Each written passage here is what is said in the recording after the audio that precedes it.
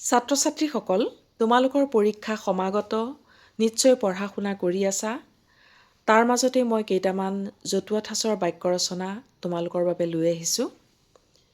কিয়নো এইকেইটা কালি মোক মোৰ ভতিজা ৰণঙে মোৰ হোৱাটছআপত পঠাই দিছিল বাক্য ৰচনা কেইটা কৰি দিবলৈ। মোৰ দুই ভতিজা ৰণং আৰু জিনং এইবাৰ হাইস্কুল শিক্ষান্ত পৰীক্ষাত বহিব তোমালোকৰ লগতে।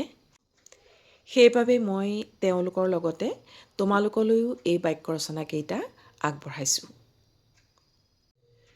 প্ৰথমটো হৈছে কুন্দত কটা। কুন্দত কটাৰ অৰ্থ হৈছে অতি ধুনীয়া। এতিয়া আমি বাক্যটো এনেকৈ লিখিব পাৰোঁ। কালি হৈ যোৱা ভাওনাখনত ৰুক্মিণীৰ চৰিত্ৰত অভিনয় কৰা কুন্দত কটা চেহেৰাৰ ছোৱালীজনীয়ে সকলোৰে মন মুহি পেলালে বা সকলোৰে মন মুহিলে। তাৰ পাছৰটো হৈছে এৰা ধৰা। এৰা ধৰাৰ অৰ্থ হৈছে বুজাবুজি কৰা। বাক্যটো এনেকৈ লিখিব পাৰা। দুয়োপক্ষৰ মাজত এৰা ধৰা কৰিলেহে সমস্যাটোৰ সোনকালে সমাধান হ'ব। দুয়োপক্ষৰ মাজত এৰা ধৰা কৰিলেহে সমস্যাটো সোনকালে সমাধান হ'ব। তৃতীয়টো হৈছে তিলটোকে তাল কৰা। তাৰ অৰ্থ হৈছে সৰু কথা এটাকে ডাঙৰ কৰা। আমি বাক্যটো এনেকৈ লিখিব পাৰোঁ।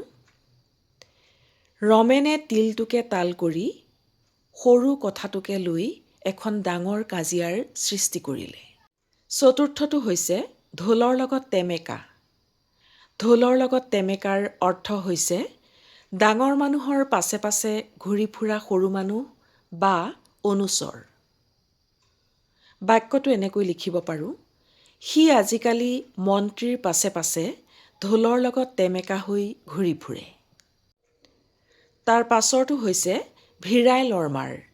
ভিৰাই লৰমাৰ মানে হৈছে খুব বেগেৰে পলায়ন কৰা বা খুব বেগেৰে আঁতৰি যোৱা। বাক্যটো এনেকুৱা হ'ব পাৰে। হাবিৰ মাজত বাঘটো দেখি মানুহজনে ভিৰাই লৰ মাৰিলে। বা দেউতাকক সন্মুখত দেখা পাই লগৰ লগৰীয়াৰ সৈতে খেলি থকা বলেনে ভিৰাই লৰ মাৰিলে। শেষৰটো হৈছে ফৰিং ফুটা জোনাক। ফৰিং ফুটা জোনাকৰ অৰ্থ হৈছে খুব সুন্দৰ পৰিষ্কাৰ জোনাক বা প্ৰফুল্লিত মনকো বুজোৱা হয়। আমি বাক্যটো এনেকৈ লিখিম। শৰৎকালত ফৰিং ফুটা জোনাক দেখিলে মন ভৰি পৰে। বা তাইৰ মনটো আজি ফৰিং ফুটা জোনাকৰ দৰে হৈ আছে।